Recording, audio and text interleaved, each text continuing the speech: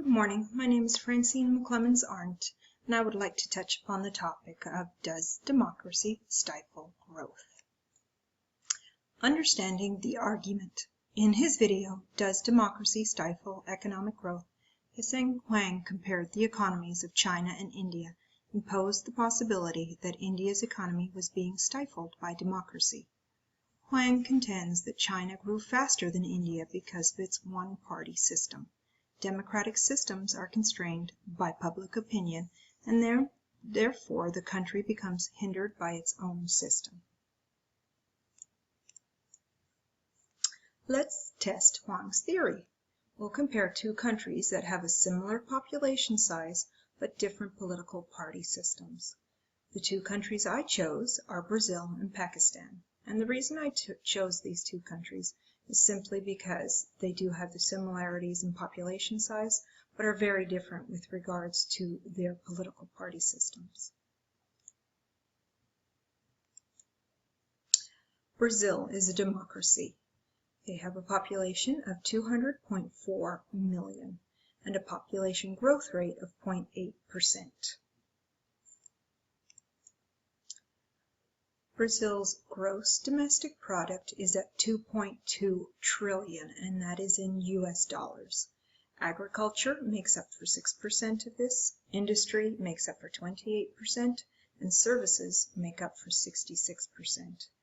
And as you can see with the Brazilian GDP growth chart, that this GDP has maintained consistent since about 2011.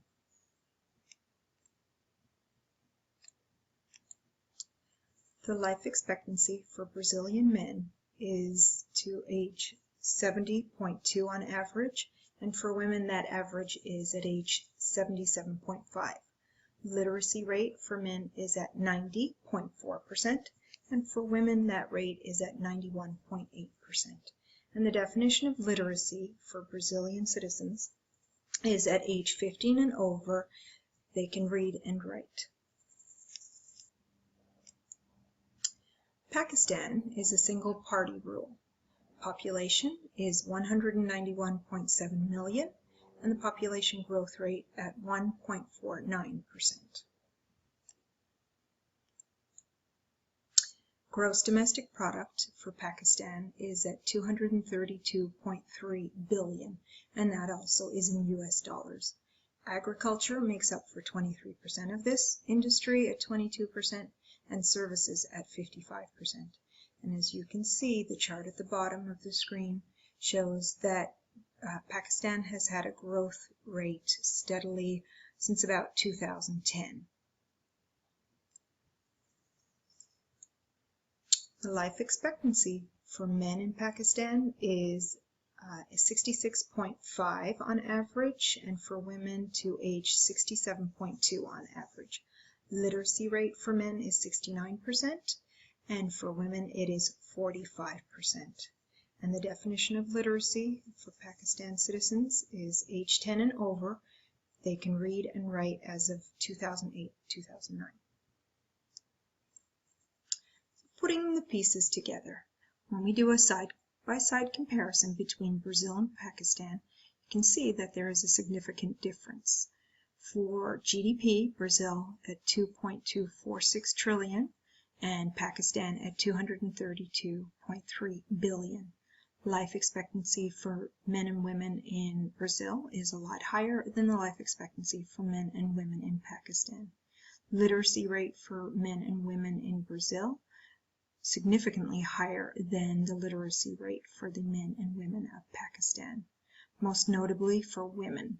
In Brazil, women at 91.8 literacy rate, and women in Pakistan at 45% literacy rate. Conclusion. Based on the information provided, one can make a conclusion that democracy does not stifle growth when comparing Brazil with Pakistan. Perhaps there are too many other factors involved to make a blanket statement that democracy stifles growth. Factors such as religion, resources, historical factors, and ethnic differences within the population.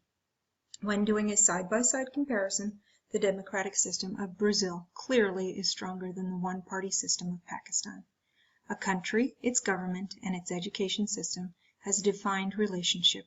Kubo and Fossum, 2007, cite Thomas. Formal education in any society plays an important role in socializing youth to support decision-making advocated by those in power. In this way, schools play a role in legitimating a country's existing political system. References. I used Wikipedia for demographics of Brazil. I used Wikipedia for demographics of Pakistan. I used Kubo and Fossum in comparative education, and the video from TED.com for Yuseng Huang's information. Thank you for watching. I look forward to hearing your comments.